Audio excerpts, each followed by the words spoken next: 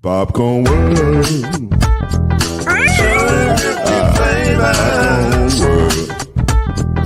Popcorn World. Yeah.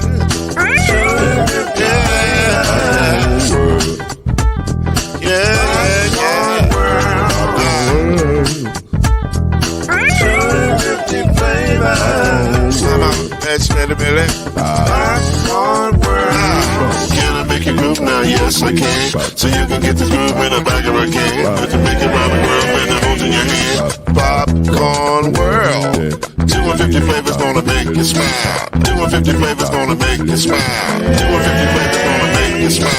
I said popcorn make you smile. Ah. Popcorn World. Popcorn World. Popcorn World.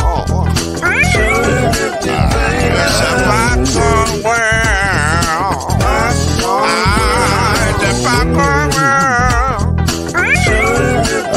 Heisman Trophy winner and Florida State legend, Mr. Charlie Ward. Wave 3 TV and Fern Creek Hall of Famer, Kendrick Haskins. And Mr. Talking Noise himself, and of course Mama Noise's man, Lloyd Smith. And now, it's time for Believe in the ACC.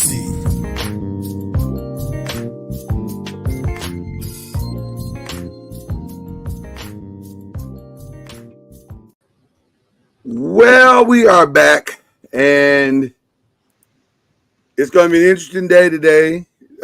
First of all, happy football. Football is now officially back. Everybody's back. Kendrick Haskins is dressed appropriately. He's in America's team's shirt. I get it. I understand.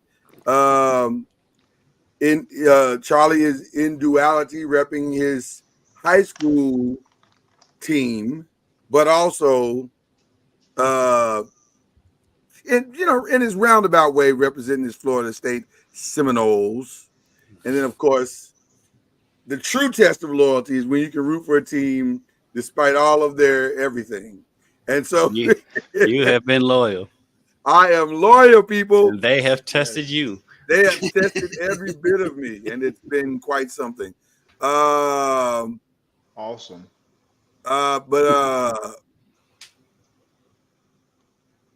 Okay, sorry about that, but I just got to notice that the Facebook is down. So it looks like we're only on YouTube right now, so which is fine. We'll just record it and put it over there later. But anyway, we're here, and we're glad to be here.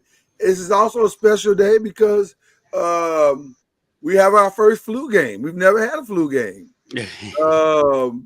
But we got our first flu game, and our Kendrick Haskins over there is giving us all he's got. He's still gonna put up 38 because that's what he do. This is what he do.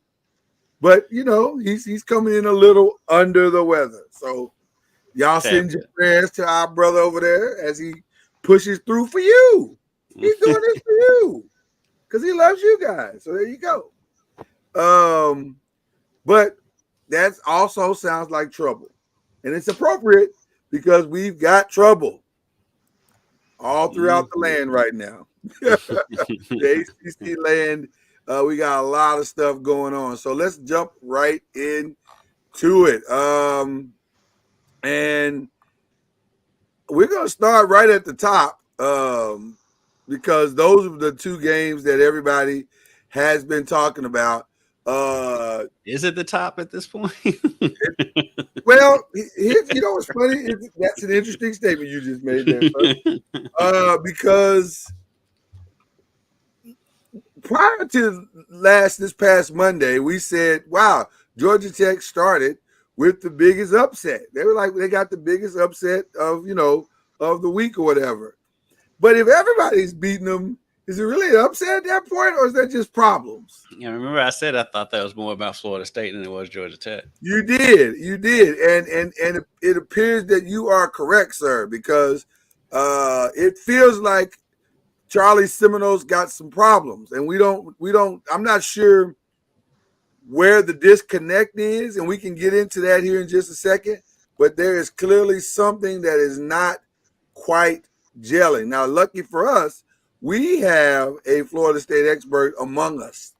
And so he will be able to tell us what he saw in that game. But it was something. I'm gonna be honest with you. I watched it, and there was never a time in that game where I thought Florida State was going to win that game. Like Boston College on that day, on that night, was the better team. Thomas Castellanos, I'm 100% sure Zay Flowers is looking at that game going, really? Now you want to get a quarterback, Boston College? One year too late. I mean, that's cold-blooded. But listen, the kid didn't do a whole lot as far as throwing the ball, but managed the game beautifully.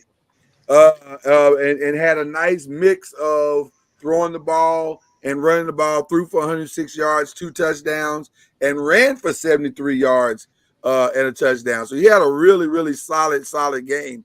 But that wasn't really the stat. The stat of the game was the entire running game of Boston College ran for 263 yards. That was the game. They controlled the entire game on the ground and really never looked back from that. DJ, he had, I mean, I don't know what to say about his game. It was. You didn't take your chance to say his name because you usually. I didn't this time, and I did it on purpose because I'm trying to understand who he is. I'm until he can figure out who he is, I'm gonna wait off on the saying the last name because he was 232 yards, a touchdown, and an interception. But the key stat of that one, well, there were 2 key stats. One, he was 21 of 42. Although I think we can all safely say a lot of that wasn't his fault. There were as many dropped passes as there were missed opportunities. So I would say that was about 50-50 on that part. But the stat of the game really wasn't that. The stat of the game was the 21 yards of rushing combined. That was shocking. So I don't know if Boston College's defense is really that good or something is wrong with this offense. So we go to Charlie because Charlie knows Florida State. Charlie, what are your thoughts? Yeah, I mean, it's definitely in disarray right now.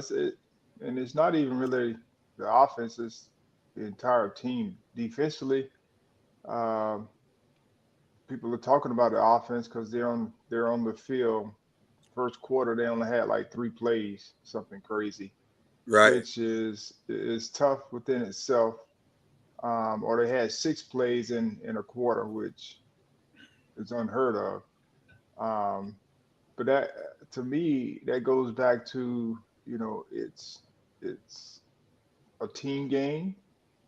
And when one side of the football, the other thing right now that's clicking is the special teams. Like they're holding their own, and they're not making plays in a sense, but they're doing their job. Right.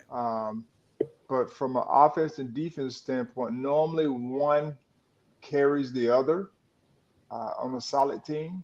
Right now, neither is happening. When it's all said and done, and the offense was out there for 3 plays, and then after Boston College scores, then they go down and drive and for a very long time, and then they get the football back. They get 3 more plays, and so it's just right now neither offense or defense are carrying one another when one of them is struggling, and they feel the sense of urgency. I'll just say that the sense of urgency to try to correct it. But of course, when it's all said and done, people are always going to blame the quarterback and the head coach for all the problems. And so, DJ's wearing it, Coach Norvell's wearing it. They're working to get better. And I just think from a defensive standpoint, right now we got to find a way to stop the run. Like we could have guys in the box. We do have guys in the box. We still have gaping holes where they're getting 5 yards a clip off of certain deals, and they're not consistent in their run fits. And they may stop the run a couple times, and then all of a sudden they can't get off the field on third down. Whether it's without a 263 is pass a rush. lot. Say again. 263 is a lot. That's a lot of yards. I mean, when you have the football for that long and you're not Yeah. able to get off the field, I mean, they put together long drives. Like they Yeah. drove almost 98 yards on a drive. Yeah, that's crazy. Which is, kind of unheard of consistently, but they did it all night. Especially in today's game, because most teams aren't running like that. Like most teams won't stick to the run. Even when it's working, they won't stick to the run. They want to pass. They got to get the ball in the air. And Boston College was like, we can beat them this way. This is fine. Yeah. We're good here. And even, when you talk about Castellanos, he really didn't hurt them running the No. football until the last quarter. Yeah. And when they were in 4-minute mode, when they were trying to keep the football. And so he really didn't start running until that time. They kind of kept him in check, from getting first downs with his legs and those types of things. And then, offensively, I thought we got away from the run, but we weren't getting, but maybe 2 yards per carry, which, it's okay, but it puts you in, dire situations. And then from an offensive passing game standpoint, there are a lot of things that are glaring, but just like I tell people, when you're going through a funk, someone has to step up and make plays consistently to get you out of that funk. And right now, Kentron did a good job of trying to be that guy. He caught a touchdown pass. He caught some good fade balls. But right now, they're not on the same page. I know that for sure. Kentron Portier, is that his name? Porter? Yes. Portier? Portier. Yeah, Portier. Okay. Three, 79 yards, a touchdown, 3 receptions. Like you said, he tried, but that was a difficult game. Looking at it from a lineman perspective, a lot of times when you're getting ran on like that, it's you're not getting off the line and in your assignments properly. There's a disconnect on your gap assignment and staying true to what you do. And yeah, you can say the guy's just whipping you behind, but that's usually reserved for really, really, with all due respect to Boston College, that's usually reserved for teams that have 3 NFL linemen on the line, that kind of thing. And I don't know if that's Boston College. I think it was just a rough day, and maybe there's a disconnect in interpretation for some reason with this team. Maybe they're not understanding what they're being coached to do. I don't know what it is, but they got to fix it and fix it fast. Kendrick, what were your thoughts watching that game? I think the biggest thing that blew me away is that Boston College won in Tallahassee without having a game that just where everybody really played out of their minds. Like Charlie said, they really just went in there, and you said it too. They just went in there and played their game, and it was enough. And then, because of this stupid contest between DirecTV and Disney, I didn't get to see that much of the game. That's right. Yeah, I was still at work when I saw some of it, and I did see the possession when DJ had 2 wide open receivers in the end zone, and he overthrew them by 15 yards. Yeah. That can't happen. the first one I could let that one slide because you wasn't expecting that guy to come over, but the second one, I mean, it looked like the play was designed for that to happen. Which one? The one you're talking about, the one backside left corner of the end zone. In the second quarter, second quarter. Yeah, the possession. What was the other one? Is another one. The other one was like right after that. Was he think he was rolling right, and the guy was wide open in the end zone. He overthrew that one too. Yeah, and it's just like, how does this that can't happen? And I don't care who you're playing. And so I don't know if the pressure is getting to him, the outside pressure, because they even talked about on the broadcast. It's like all they heard is how much more accurate he had been in practice this summer, and then we get in the games and it doesn't show up. And so I don't know what the answer is. And like we say, Charlie way more versed on it than I am, but if it just feels if there's ever a team that desperately needs a win against anybody, it's them. And plus, the schedule makers didn't do them any favor scheduling 2 ACC games right at the start of the season. Like nobody does that. Well, to your point, they could have probably used some tune-up games before they got into games that count so much, like those two games do. And to your point, Kendrick, you're right. The pressure might be there because this really, at some point, you got to leave college. Like you have to. That's just how this works. And hey, Tyler Shucks in his 7th year, right? You know what I mean? You can try the Bo Nix plan, and apparently, for some players it works. The Bo Nix plan worked. But does Miami have a 9th year guy? Yes. It feels like a lot of these people. Yeah, some of these guys have been here forever. But at some point you do have to leave, and then it's what's next. And so we're going to see if he has a future in football. And right now, based on the first 2 games, that future is quickly dwindling away. So I don't know. It was a rough game, but you know what? You could be worse. It could be you're Clemson, and you start the season off against Georgia. Talk about a tune-up game. Right. That was, if ever there was a team that needed a tune-up game, it was Clemson. They need to stop scheduling a tough game to open the season. It's not going well. But here's the other part about this game that was shocking to me. It wasn't the score. 34-3, whatever. It's Georgia. We get it. But I went back and watched the game looking for Cade Klubnik highlights.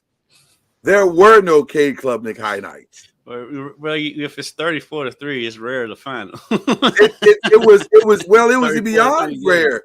The one highlight he had was a sideline pass. I forget the receiver's name that caught it, but the kid caught it, and they had to make sure that he caught it. Like they had to go to the video to make sure that he caught it. But it just wasn't. It wasn't an efficient game. He was 18 of 29, 142 yards. He threw an interception, but he looked the same. Like he looked exactly the same. And it was actually worse. The team was actually worse because in the running game, they ran for a grand total of 46 yards. Thank God for Phil Mott for putting up 59 of those 46. But Cade Klubnik by himself was minus 17 yards. So I think they got, and everybody threw him under which, by the way, shout out to First Take, Get Up for giving us the stat of the week, which was Clemson is the only team on earth that didn't pull any kids in from the transfer portal unless it was the service academies, which we obviously know why the service academies didn't do that. But I was like, the only one, like out of the 100 and some odd Division I teams, like what are we talking about? So I don't know, man. I told y'all before this, when we made our predictions, I felt like Clemson wasn't going to be better. That's just one game, but boy, that was a telling game to me. So Charlie, Kendrick, what are your thoughts on Clemson and the way they look? Not the shock that they lost. I think everybody expected them to lose, but just the way they looked in losing. I just think that if it keeps going this way, then his Dabo's days are going to be numbered in Clemson. It's plain and simple, because he's not adapting to the times. You can have your beliefs and you think things should be this way, but that's not how things are anymore. So you're gonna have to adapt, and if he's not going to adapt, and then they're going to keep taking L's, I can't see the administration riding with that for much longer. And so they better figure something out and figure it out quick. Because Cade Klubnik needs a receiver. Yeah, he needs a running back that can get positive yards for sure. Go ahead, Charlie. Mapa's a very good running back. I know everyone's harping on that part of it, but let's be fair. I mean, George is good. Yeah. So sure. So I don't know if we can analyze Clemson off of this game, because right. I mean, the Georgia's good, and that's just who they are. And I know Coach Sweeney. Everyone's saying that they don't go into the transfer portal. I think they are looking at the transfer portal, but they may not like some of the guys that they have in the transfer portal to be able to bring in. I've heard them say that, but they haven't pulled a trigger on anyone on the outside, which I'm okay with it. Why? Because this is what I always tell people. Yes, you have to adapt. You have to adjust to whatever the case may be. But if you believe something, and that's your beliefs, and you're going to stand on it, then you stand on it until. I mean, if you feel like that's what is best for your program, your team, your situation, then you have to be willing to live with the results. And so whether they like the results, I don't know. I doubt it after this game. But I think if you have beliefs in anything, you have to be willing to live the results if you feel like that's what's best for you. And so people lose jobs because they've done the right thing. Somebody else may not see it that way, but they feel like they are doing the right things and they lose their jobs. That stuff happens all the time. Yeah. And so I'm just grateful that we have someone like this, to be honest, because he's not the only one, but I'm just saying, to be able to have a conviction about something and be willing to live with, if it's what we consider negative, meaning losing your job or losing games. But if you feel like this is what you desire, and then again, the one thing that I've noticed is we don't know. Like we're from the outside, and we don't know. We only see what we see, but we don't know what they're doing behind closed doors, the ins and outs. And so we're only analyzing what we see. And so I just think, and the reason I say that is because, I mean, we're looking at situations, and then you go and dive deeper into, and you start asking questions inside. It's like total opposite of what you're thinking. And so that is the reason why I say it's so hard sometimes to see from the outside what really is going on the inside when you don't know. And it's no different than our lives. If people see our families a certain way, and you've talked to your kids time and time again, or you've done things to try to get better, but it just keeps showing up that, hey, you're just not getting the job done. Well, I can't sit here and say you're not working to get better, because on the outside, it looks like you're not working to get better. But on the inside, you're doing everything possible to improve and get better. And now, are you talking about when you that, say that, Charlie? Are you talking about K. Klubnik not getting better, or are you talking about Clemson as a whole? Clemson as a whole, Florida State. We talk about Florida State. Okay. I know these guys are working to get better. Like you can't sit here and tell me, because I actually know one guy. Sit here and tell me that they're not working to improve, because they are. No question. And so it's just a matter of them actually going out and executing on game day, which sometimes that doesn't happen effectively as well. Even though you may have great practices, which I'm sure going into that game, they had great practices. You know, they felt good about their preparation. Yeah. But coming out of it, you know, there's a lot of things and you got to improve upon. So it's hard because you talk about the quarterback, Klubnik, but it's very hard to see who he's throwing to. Like, guys have to make catches, get open. All those things are important as well.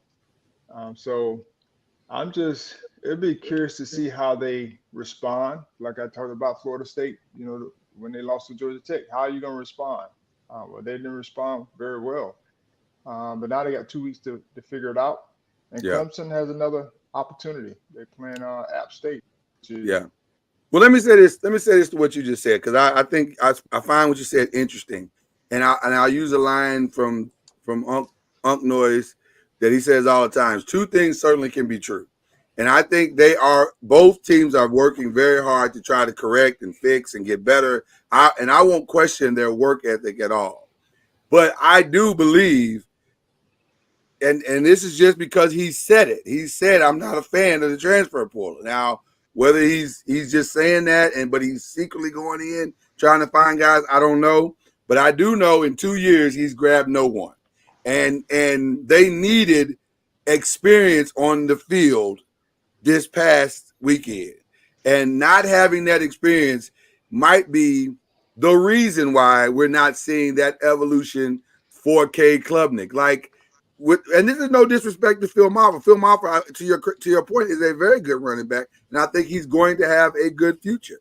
The problem is he seems to be the only consistent thing in their offense. So he commands more people in the box because he's pretty good, which makes it rough to do anything else if you don't have any other weapon. And I think this is a problem that Dabo could have solved simply by going to get a more experienced receiver or even a complimentary back to help him, to aid Phil Moffitt and aid K. Klubnik and take some pressure off of him and take some pressure off this offense. So again, that's Georgia. Maybe the rest of the season goes differently, but I'm not judging them against Georgia. I'm looking solely at what I saw and saying, could be a long season. When he comes out and says stuff like there's not players in the transfer portal good enough to play for Clemson, he's digging his own grave. You digging your own grave. I agree, 100%. That's what's happening. You can't say stuff like that. Yeah. And they come out and lose 34-3. I don't care who you playing. And you know it's not a financial thing. Clemson's got money. So it's just you wanting to do it your way, which to your point, Charlie, listen, you have the right to decide to be convicted in whatever way you're being convicted. Now, you're probably going to end up divorced, but you can stand on that conviction if you so choose. Right. So that's where it is. But there it is. So, but the U is back. Listen, let's talk a little bit about that one as well, because I got to be honest, watching that game, and again, I tried to be tempered with my 41-17 or 7. Was it 7? I thought it was 17. Maybe it was 7. You might be right, Charlie. 17. It was 17. Wow. I don't know how Florida got 17 points because it felt more like 7. I agree with you on that. Because that second half was so dominant by Miami. Yeah, I think they put some. Yeah, I think they put. But let's be clear. It appears Miami has solved their quarterback issues. It does appear that Cam Ward was fantastic. 26 of 35, 385 yards, 3 touchdowns. He did throw an INT. Not 100% sure that was his fault, but he threw it, so he gets the credit. And then the team rushed 400. Huh? Florida got a fourth quarter touchdown. That's what scored. And then they look like they have a legitimate go-to receiver in Xavier Restrepo, I believe is the way you pronounce his last name. Restrepo. He was there last year.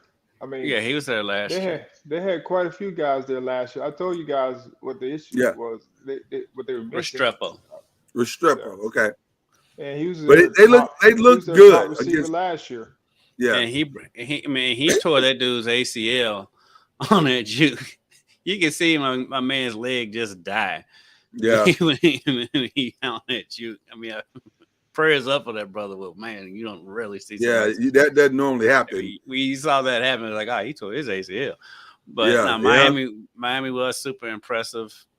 Again, to go on the road like that in that kind of an environment and just dominate that game the way they did. They look like the Miami of old. We'll see, because I mean, Florida's not the Florida of old, and so but like with any week one, you got to temper all your expectations, even good or bad. But that they are definitely out on the right foot. You got to like what you're seeing, especially from Cam Ward. Cam Ward looks like the best quarterback that's been at Miami in a very long time. So it'll be interesting to see what that team can do with a really good quarterback back there calling the plays. Yeah. So Miami's off to a really, really, really good start. Let's go through a couple of other games. No surprise for the rest of the ACC, really. NC State definitely. Well, this was kind of surprising because I was going to say it was kind of surprising. Wasn't West Carolina? They were at least up in the second quarter. Weren't they up at halftime? I know they were up in the second quarter. It was tied at halftime, but West Carolina came out on fire and led through 3 quarters. Yeah, they led to 3 quarters, really and then in the fourth quarter, that's when they kind of broke away from them. Grayson McCall struggled. That was part of the problem early on, which is understandable. First game with the new team, and so he struggled throwing the football, which kind of hurt them from an offensive standpoint. And their defense wasn't, stout, but they were able to overcome and make some adjustments in the second half, and they pulled away late, which was what you kind of expected. Yeah. But it'll be interesting to see how Grayson McCall, shore up some of those first game jitters with a new team. And we know that he's capable. It's just a matter of, can he be consistent? Because we've seen, guys go from one school to another school. They had success potentially at their first school, and they either got put out or they left to go to another school. And they were just average when they got there. So we'll see how they continue to progress. And to your point, Charlie, I think most of what we saw this weekend, with a few exceptions, was transfer adjustments. Like, everybody thinks transfer portal means plug and play and it's going to be seamless. Right. And that's just simply not true. That's not the case, right? Right. It's not the case. And a lot of teams are coming out of the gate kind of stumbling a little bit, and there's a little confusion. The message is a little disconnected, and it's taking them some time to kind of figure out what's going on. And that NC State game was for sure that. It took them a little while to kind of get their feet underneath them. But they got there eventually and overwhelmed West Carolina, as you thought they would. No surprise in the Wake Forest NC&T game. Wake Forest pretty much dominated that one. This was a really good game. And not in the sense of it was a good game, but it was a good game. But UNC somehow figured out how to pull it out. Minnesota had the game, and then, I don't know, it just kind of fell apart at the end for them. I call that. You did get that one. You did call that one. You did A call man that breaking one. his leg didn't make things easy, but That didn't help. That did not help. prayers up to him. Prayers up for him. Yeah. But it was a really interesting game. North Carolina was able to find a way to win at the end there. Duke beat Elon. What were your thoughts about Duke, though, under their new coach?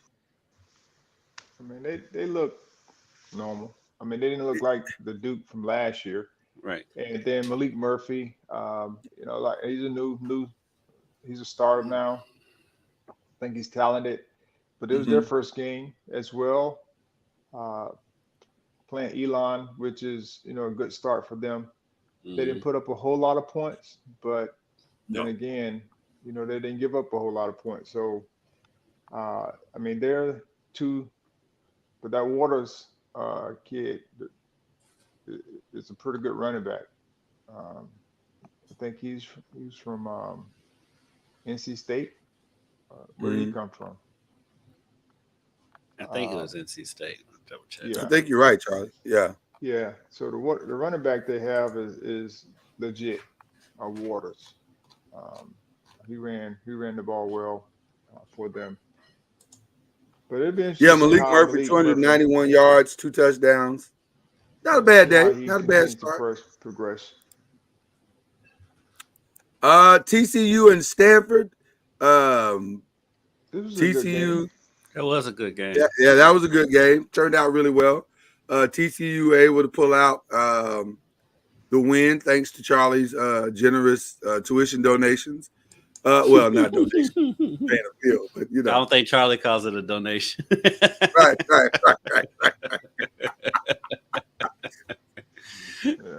Yeah. We are donating to somebody's cause. Somebody's cause for sure. A shocking game to me was Virginia Tech and Vanderbilt. Virginia Tech spent most of this game on the ropes. Vanderbilt was Vanderbilt win that game? Yeah, Vanderbilt did not win the game, but it wasn't. Vanderbilt did win that game. Did they win the game? Did I mess it? Did I script it? Yeah, Vanderbilt won that. I sure did. My apologies. I mixed up the scores. Vanderbilt won. Vanderbilt did win. I was like, I thought Vanderbilt won, but I guess, sometimes production makes mistakes. There you go. Drones had I don't know. He had a okay game. But I think he cramped up. He started cramping up in the fourth quarter. And he missed some drives, which I think hurt him. And I don't think he was able to finish in overtime. Or if he did, he wasn't as productive. Because once you start having cramps, it's hard to recover. And it was a hot Saturday, especially in Nashville. Yeah. Well, it seems like Vanderbilt's been building their stadium for like 3 years now. Yeah, I don't know what the slow build is. But But they built maybe a it's whole hard to soccer get. stadium in Nashville since they started building it, since they started renovating Vanderbilt Stadium. Maybe it's hard to get the funds when people don't expect you to win. So maybe this win will go a long way to getting donations in. Jones had a great game, I thought. For the most part, 322 yards. That's a good game. Two touchdowns. Because they was playing catch up. Vanderbilt was busting them in the first half. They really was. And it was more of the running game. Like Diego Pavia, his running game was just as effective as his passing game. Like he apparently maybe he's a legit dual threat. Vanderbilt's one of those sneaky teams that can be decent. They're never consistent, but they'll have a year here and there where they can sneak up on you. Yeah. No problems for the University of Louisville this weekend against Austin Peay. A rousing 62-0. What were your thoughts of this offense in its first look, Kendrick? You were there. This Austin Peay. I mean, they took care of business on an extremely hot day in Louisville, but I mean, they did what they're supposed to do. I'm not gonna get too excited about it. They look good. Everybody seems to be talking about Isaac Brown. Yeah, Isaac Brown was impressive. He is fast. He gets to the outside, and if he gets the corner, look out. And like I said, I mean, you can't get too excited with that game. Like, because the good thing is around here, the people aren't too excited about it. It's like, yeah, it was a great game, but it was Austin Peay, and they should win big again this week. I tell you who else was impressive was Jaden Thompson, receiver. He played well for Louisville in that game. Ja'Cory Brooks in his first game looked pretty good. On defense, now number 12 on defense for U of L at linebacker, especially in that first half. I'm getting this kid's name because I'm not going to lose his name, but he was fantastic in that first half. I think he had like 2 sacks in the first half. Yeah, he was a menace on everything that Austin Peay was trying to do, and so Tamarian McDonald, he was fantastic. He's listed as a corner, but he was playing up close to the line most of that game. But he was fantastic. Gelati looked great as he's supposed to. So I mean, it was an easy win against an opponent that's supposed to blow out. In blowouts like that, I'm always more impressed with the 0 than I am the 62. Yeah. Especially when Austin Peay, I don't even think crossed the 50 the whole game. Right. It was not good. It was not good. So Kent State was also a thankful sacrifice to Pitt. And Pitt put up big numbers, which is not always the case with Pitt. But they put up big numbers. That does impress me for Pitt. Even if it was, I mean, while it's not a P4 or P5, whatever we're calling it now, team, it's a MAC team that plays tough defense. For them to put 55 points up on Kent State, that is impressive. Yeah. How many rushing yards did they have? Pitt had, as a total, 201, but Desmond Reed had 145 by himself and a touchdown. Yeah. So they had a good day. They had a really, really good day. Eli Holston, who's now the quarterback, threw for 333 yards, 3 touchdowns, did have an INT. But an overall good day. I mean, for Pitt. And then Syracuse, they got the win against Ohio, 38-22. So they're off to a again. I was impressed with that game. That's an impressive win to me. Yep. It was at home though. It was at home. But same way California beat UC Davis at home, 31-13. So and then Georgia Tech, no letdown whatsoever. They came out and took care of business against Georgia State, 35-12. And of course, SMU dominated Houston Christian, proving that God loves SMU way more than he loves Houston Christian. I'm kidding. I'm kidding. We just pray for health in those games. We just pray for health in those games. We just pray for health in those games, right? So that left us with an interesting record this weekend, 14-2 for Charlie and Kendrick. And I went 12-4. I don't know how that happened. It looks like things are still the same around here. What'd you say? It looks like things remain the same around here. Well, I'm shocked because I was like, I didn't even gamble this weekend, and I went 12-4. How did I end up with 12-4? So that was weird. But anyway, we're off to our week 2 games picks this week, and so we'll start with BYU and SMU. I think they play tomorrow, right? Yeah, they got the game tomorrow in Dallas. So BYU and SMU.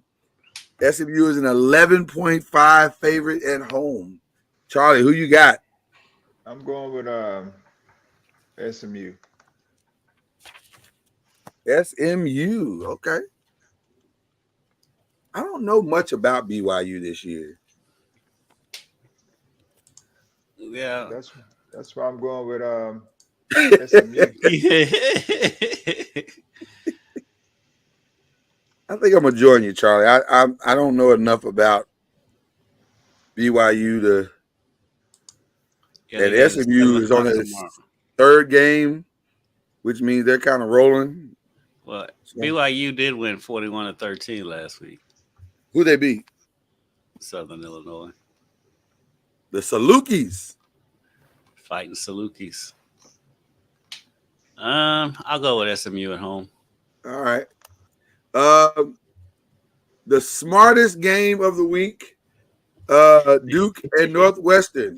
If this was a game of academia, I would take Northwestern in a rout. In a rout? In a rout. I believe in the Northwestern academic program. Who you going on the gridiron? Oh, it's totally Duke. Let me see here. Yeah, I'm going Duke on this one. I don't know. I'm not so. That's another 9 o'clock game. That's a 9 o'clock game tomorrow. Let me see. And it's on FS1. Wow, of all places. Only reason I'm going Duke is because on every network. Northwestern beat Miami of Ohio 13-6. Yeah. That doesn't sound like they're a juggernaut offensively. I'm going with Duke. I'll go with Duke. Yeah. Malik Murphy and Waters. You know, the way you say Malik Murphy's name, I'm starting to believe you know him. Do you know this young man, No. Charlie? Okay, it was coming off very, humble flexes. But star yeah, I didn't know. I didn't know. I was just checking out. Another test, ACC test for Georgia Tech. They get Syracuse on the road. So, first genuine road test, I guess, for Georgia Tech. Who you guys taking in this one? At Syracuse, who's at home. I'm going with Syracuse because they're playing at home. I was going to say the same thing. They're so good at home, no matter who the coach is. I'm going with Syracuse at home. If it was at Georgia Tech, I would go with Georgia Tech by at least a touchdown. I think I gotta believe that at some point Georgia Tech is going to have to come back down to earth, and I think this might be the week. So I'm gonna make it a trifecta here and join my brethren in this selection of Syracuse. But that could have been your chance to catch up. That is true. That is true. Although we have added a new wrinkle this year, which we will explain in just a minute. So I may not need that. So, Charlie, he wants to start taking. He wants to start taking those. He got a producer's favor. I'm not that far behind, Charlie. I'm just 2 games. He won't start taking the big swings until October. Yeah, I got to see more football than this to start taking big swings. Pittsburgh and Cincinnati. This is an interesting one. Both teams won their first games. Huh? I don't know much about Cincinnati. The Fighting Satterfields. Is he still throwing subtle shade at Louisville? They beat Townsend State 38-20 last week. I'm going Pitt on the road. I'm going Pitt. But that doesn't sound like they play. They gave up 20 to Towson State. Pittsburgh's coming off 55 against Kent State. I'm gonna go with Pittsburgh. Yeah, I gotta believe. I gotta believe Pitt is probably ready for this one. All right. Jacksonville State and Louisville, or what I like to call another tune-up. Yeah, another tune-up game for that Georgia Tech game. I think U of L, they will ultimately be ready. I mean, the Jacksonville State does have a history of pulling off these wins. They do. I just don't think they're going to do it this weekend. Yeah. California heads to Auburn. Yeah, go ahead and give me Auburn in that one. I was going to say, that just feels all kinds of wrong. Like, I don't know why. I don't know how that happened, but give me Auburn. This is a good test for your cross-country playing and winning and losing. I agree. But it's only 2 hours time difference between California and Auburn, though. It's not till they get to the 3-hour difference when it's a difference with Lloyd. But I said the other way though, not this way. It's the other way.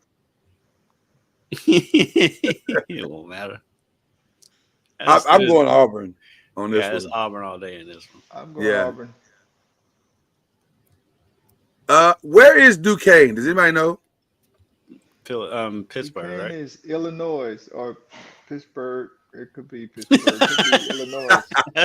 I think it's Pittsburgh. I'm pretty sure it's Pittsburgh. Duquesne is 0-1, and Boston College is coming off of a high. Yes. Is there any jet lag for Boston College in this game? And the Dukes are in Pittsburgh, by the way. Not in Boston College for this game. I'm going to say Boston College rides the wave. Yeah, I mean, they come because like we said earlier, this wasn't like they played out of their minds to win that game at Florida State. They just played their game. So that, to me, that should give them even more confidence that they can just play their game and be fine. I'd be curious to know when was the last time Boston College started the season 2-0. I don't think it was that long ago. Okay. Yeah, because they had that running back a few years ago that was really good. Okay. Well, they've had quite a few good running backs. Okay. I just remember him picking up a U of L DB and slamming him to the ground in the middle of a run. Yeah. Are we all going Boston College, or is there a Duquesne believer among us? No, it's BC. Okay. All right. We will move on to Charlotte and North Carolina. Charlotte did not look good in their opener at all. Like they didn't. I didn't think they played very well. Which has me. I'm interested to see what this quarterback does for Carolina, though. Yeah, I thought they got beat by James Madison 30-7. So I'll go with the Tar Heels, but North Carolina's going to win.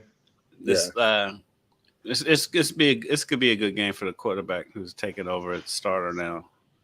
He was a little shaky in that Minnesota game, but it was a road game against a Big Ten opponent. He kind of got thrown in there, so this will be a good game for him. Marshall and Virginia Tech. Virginia Tech now also in need to win mode against Marshall, and they get this one at home. Do they bounce back? Yes. I mean, Drones, the first game, Vanderbilt was good on the road. I mean, at home. Yeah. And Virginia Tech seemed like they were struggling early on because they got behind and then they, caught up. But I think last week was a good eye-opener for them. Bold prediction by Marco Meadows right there, by the way. 70-0. He says. He said Louisville tops themselves with the Saturday or matches there. Another 0 in the win column. So I'm assuming we're all going Virginia Tech on that one. Yeah. Florida A&M, Charlie Ward's beloved Florida A&M Rattlers against Miami. This is much like Arkansas versus UAPB last week. Thank God the check, I think, clears before the game. So that is a good thing because this week could get ugly. No one gets hurt. Right. It's just that's the only other thing you need. Yeah. Let's pray no one gets hurt.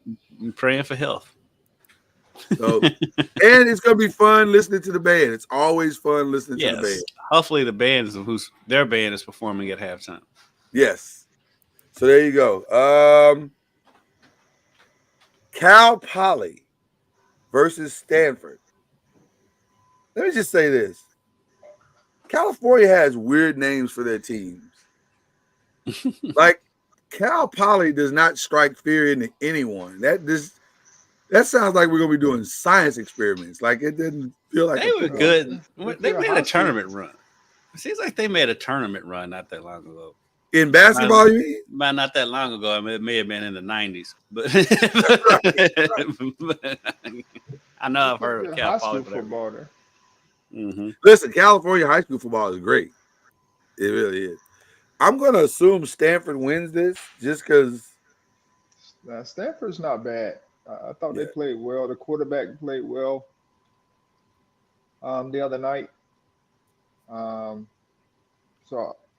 I mean, they're not a gimme game. Right. Well, now we get into our first true pick'em in Virginia and Wake Forest. Both coming in 1-0. This was at Wake Forest. It's the night game, 7 p.m., 6 p.m. start. Wake is at home. Wake is a 1-point favorite. Well, I'm rooting for my man, Coach Elliott. They need some good juju this year, and so I'm a big believer in their quarterback. I like their quarterback. He's a year Okay. older, and he's a playmaker as well. So I'm gonna go with Virginia. Okay. I'm with Charlie on that. I like the way Virginia had close losses last year. This season could have been better than what it was last year just because they had some close losses. I think they've learned from that, and they were going through a lot last year too. So Right. I think they've kind of put that behind them. I think they go in there and they win that game, especially with them only being a 1-point underdog. I think they go in there and win that game. Had a good first week victory against Richmond.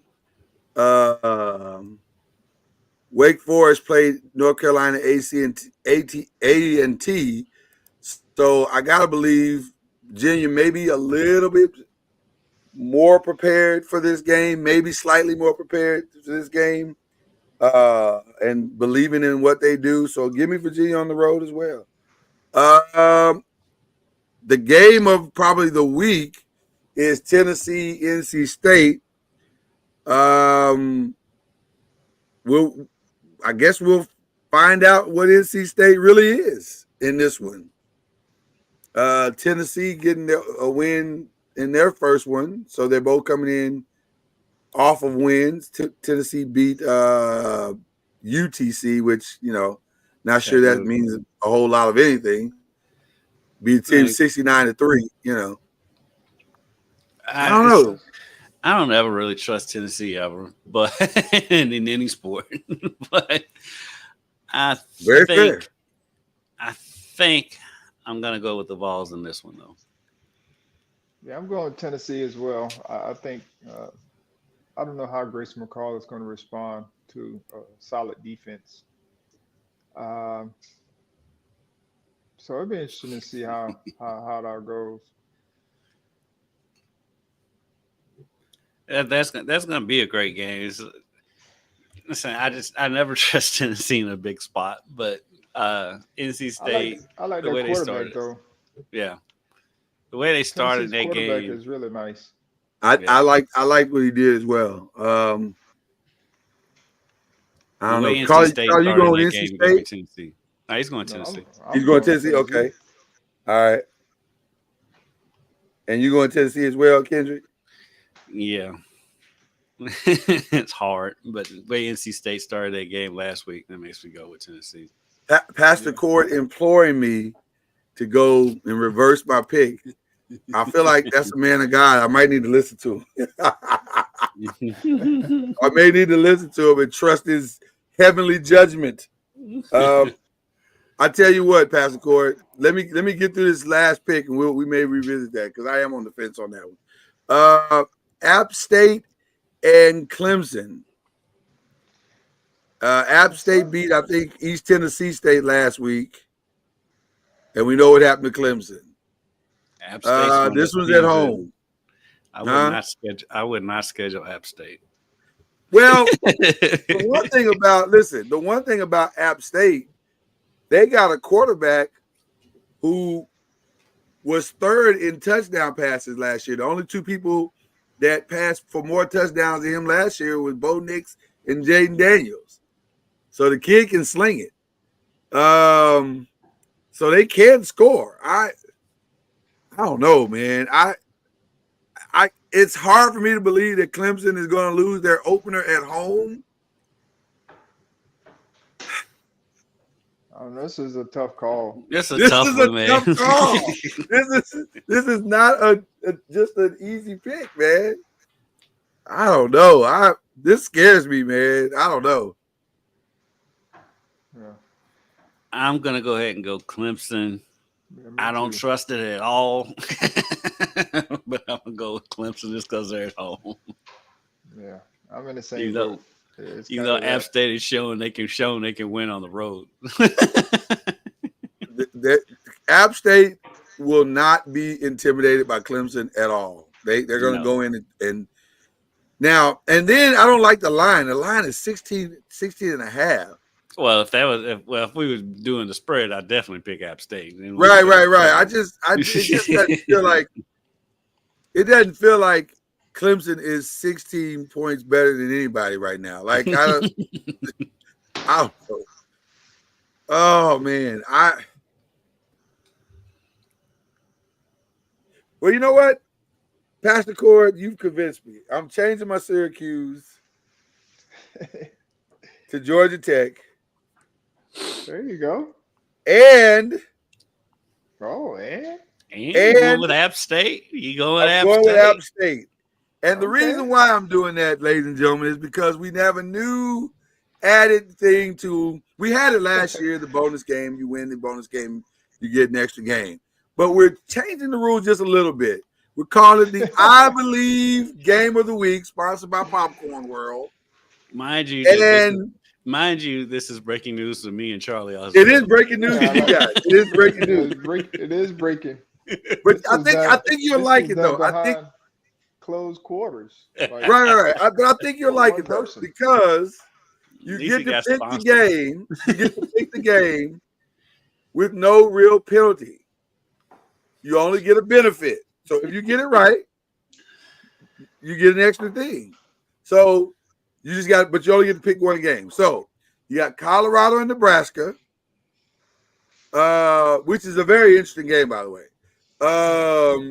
Texas and Michigan, which is a very difficult game, I think, to pick. Baltimore, and then we're going to do two pro games. Baltimore Ravens and Kansas City Chiefs, which is tonight. And then tomorrow we got the Packers and the Eagles in Brazil. So, gentlemen, to which they told fans not to wear green because of the gangs in Brazil, and then they send two green teams over there. So right. So that's weird, but you know, isn't that Brazil's colors? Green. That's Brazil's colors. Brazil's colors, but apparently they have a gang problem over there really bad. And green, they advise you if you're traveling to Brazil not to wear green. So naturally, the NFL sends two teams that wear green over there. My apologies, because I don't remember his name, but there was a player on one of the teams. I think he was on the Packers team, and the list of rules that the NFL sent them for things that they could not do, including the don't wear green and a bunch of other stuff about going out at night and this, that, and the other. Talking about all the dangers that are there. The player just tweeted out. He said, "I'm just gonna stay in the room. It's not even worth it to go outside of the hotel. It's not." Because clearly there's a lot going on in Brazil that people are unaware of. So, with that being said, gentlemen, which way are you going? You got Colorado, Nebraska. You got Texas, Michigan. You got Ravens, Chiefs, or you got Packers and Eagles. Which one do you believe the most in? And you can gain an extra point for yourself. Those are some good games. Mm-hmm. I think I'm going to go Nebraska to beat Colorado. At home. Okay. All right. Because I don't trust Colorado on the road yet. Colorado, I know a lot of people were talking about, that defense isn't looking any better. I just think they're having the same issues as everybody else is having. Like 42 transfers is a lot. Right. That's basically an entire different team. And you got 42 transfers going on the road together for the first time. Right. So I just think that's a lot of change. And they're trying to figure out how to put all of that on a football field and be competitive. So that's tough. I'm gonna go with Texas. Texas beating Michigan. Yeah, I agree with that one too. Okay, Marco agrees with you on the Marco Colorado. agrees with me. Yeah. You said Texas. You going with Texas? Yes. Okay. Charlie, I think that game has potential to be a blowout. I like Quinn Ewers. I'll say that. I've been a Ewers fan for a couple years now. And I even think if Quinn can't get the job done, we have you're fine. Arch. I think you're going to see Arch in this game. I was going to say you are fine either way. One way or another, you're good. The Ewers Dr. Pepper ad is pretty funny. It is funny. It is funny. You know I did it without a backup. You know I did it without a backup. There you go. That was pretty funny. I think I'll pick the loan program. It's too low. Well, it's 2 games. I'm saying I'm going to pick the. Neither one of you picked the pro game. No. I'm going to go Ravens over Chiefs in a statement game tonight. The only statement they're really making is we're better. We have rediscovered our identity. I know everybody's expecting it to be a high scoring game tonight. I think the Ravens try to muck it up and just run the ball and try to keep Kansas City off the field. Well, I think that's definitely the game plan is going to be. Yeah. so give me Ravens over Chiefs. Is it in Kansas City or Baltimore? It's in Kansas City because they're raising. I'm sure they're raising the banner or whatever they do to, revealing the whatever tonight. Because this is their Super Bowl night. Think we get a Taylor Swift song tonight? I hope not. I hope not. The Swifties will come for you. I'm with all due respect to the Swifties, I'm really ready for this experiment to be over. I just would. RIP to your mentions. Touche.